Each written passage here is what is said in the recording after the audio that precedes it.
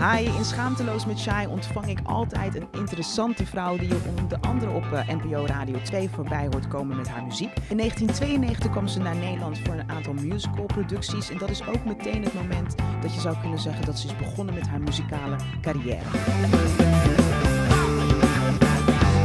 We kennen er onder andere van Big Black and Beautiful. En als je kijkt naar de afgelopen jaren, dan toert ze niet alleen in Nederland, maar ook in Europa met Michelle David en de Gospel Sessions. Met andere woorden, what's up, Michelle? Hey. How you doing? I'm doing fine. How are you? I'm good, thank you. Good. Did you understand something of the things I just said? I did. But don't tell anybody. Okay. So Michelle, how come you decided to make this thing difficult for Shay? And you're like, what did I do? Yes. So you've been in the Netherlands for how many years? Oh, Shay, are you about to go there? I'm going there. Okay, let's hardcore. go there. I know. So how long have you lived here? Practically all of my adult life, it feels. Thank you. Yeah. Practically all of your adult life, but right now in this interview, Yes. you want me to speak English. You Yes. don't want to do it in Dutch. No. Why? There are several reasons. Tell me all of them. Okay, the first one, which is probably the strongest one, because I've asked myself this question. I, by choice, have decided to live in this country, which means I have adapted to your culture, your ways. I have raised my children here. I can no longer really call myself a full American. Mm-hmm. So I say I'm a Black American Dutch woman. The only thing that I feel that I have left is my tongue. Mm-hmm. And so that's why I choose to. Oh, that's interesting. That's With the twang. actually identity for you, Yeah. the language. Yes. Oh, okay, cool. It's my twang, it's Yeah. my flavor, it's my... Yeah.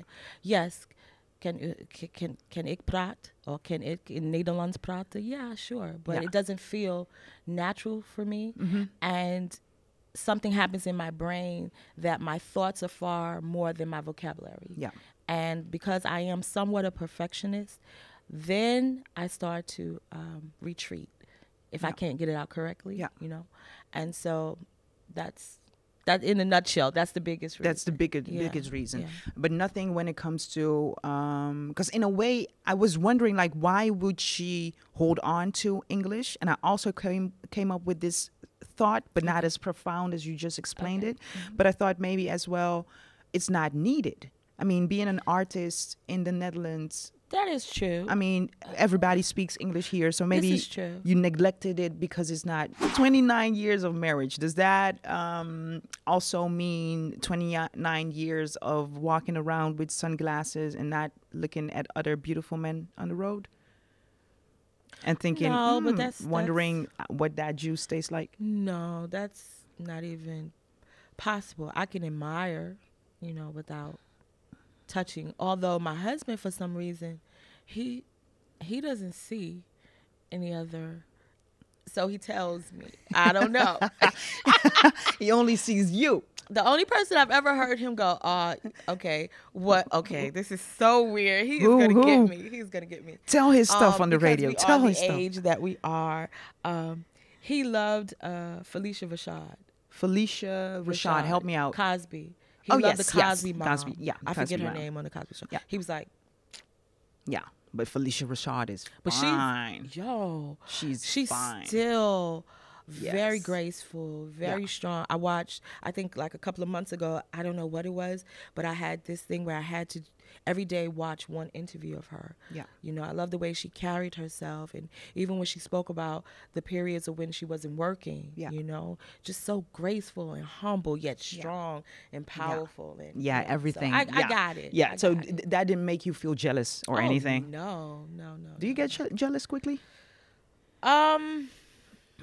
I think there's categories of jealousy. Mm-hmm. When it comes to the business, no. Not at all. Because I feel we all should be very humble. There are children out there who could just wipe us all off the map, you know. So no, I'm not jealous that way. I'm weird in that way because sometimes my husband is so charming. Let's put it like this: he's so charming that he doesn't even realize what he's doing in the moment. I've seen it. I witnessed it. Even when we weren't married, he's the type of person when he's in your presence.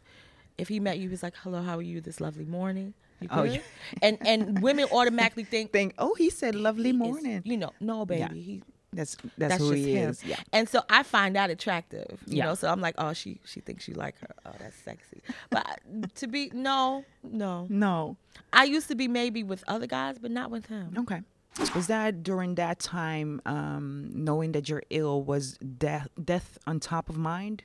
Was that something that would wake you up at night or make it so that you couldn't go to sleep? I had it for a spell, but I had to get rid of it because I wish I could tell you in really clear words. Even if I knew Dutch, I don't think I could tell you in Dutch either. Mm-hmm. The sensation that comes over your body when fear is when death is right in front of you, mm-hmm. showing itself, it's a feeling that I can understand how a person would say, let me end it now. I'd rather do that on my own terms. Mm-hmm. I understand that now. I used to say, oh, how do people give up so easy? You know, when they hear that they're terminal, how? I get it. It's a paralyzing feeling. Yeah. I had dreams, you know, and I woke up one morning in tears, just screaming and crying. I was like, I don't know. You're not gonna get me like this. But did you also have a moment that you wanted it to end? No. Just not end it by yourself, but just be like, just want this over with. I walked into the doctor's office and I was like, okay. They thought I was crazy. They really, because I was like, I walked in like I was doing a video, because first of all, when you walk into the, I had the shades, you know, my hair was done. Yeah. I was looking good, because when you walk into the hospital, that smell gets you at first, that you know there's sickness here. Then that's the sterilized stuff. It's sterilized. The second thing is when you go to the cancer portion, there's a picture that they have there of a woman. Or it could be a man, but this time it was a woman with a scarf on, and then she looks really pale. You know what's about to happen. I'm like, oh no, we're not speaking death already, which I don't even know the diagnosis. So I walked in and I sat down and I said, am I dying today? Yeah. He said, no. Am I dying tomorrow? He said, no. I said, then listen, take it. Let's do what we got to do. I got a show May 4th. I gotta be on really? TV. That was I did. So they were like, well, there's a protocol. I was like, miss me with all that. Yeah. You know, I need to take it out. Let's do what we got to do. And so they rode with me. They did. I think I had surgery April 16th. Mm-hmm. I stayed home. This is the first time I canceled one show. I took 2 weeks. May 4th, I was on stage doing the Amstel TV program. I was strapped tight, but I was there. I was there. And I didn't know it, but my oncology nurses, they were in the front. Oh, they were on boats, but they didn't have any idea, and I didn't know that they were there either. Oh. They just happened to have a family member that was a part of the organization. So when I went to the hospital like 2 days later, they were standing there like, oh, we saw you perform. We love you. Yeah. Oh my God. I said, you were there? I said, oh, so if I'd have passed out, they could have helped you. Listen, I had angels and I didn't even know it. But did you feel like some different type of super person? I did. And I had on a cape that day too. Also, okay. I had on a green outfit with the cape. I felt like a superhero for real. Yeah. I did. And I still feel that way. I think what helped me. You know what's really crazy? The energy that comes from you talking about it's like I won the lottery or something, right? Yeah. It's so weird. There's a lot of energy just boosting. Can I say thank you for this, for you taking your time for this conversation? Thank you for having me. Thank you. I've wanted to get to know you too. Tof dat je hebt gekeken naar deze aflevering van Schaamteloos met Shay. Wil je de volledige podcast horen? Dat kan. Dan ga je naar de website van NPO Radio 2 of naar de app. NPO Radio 2.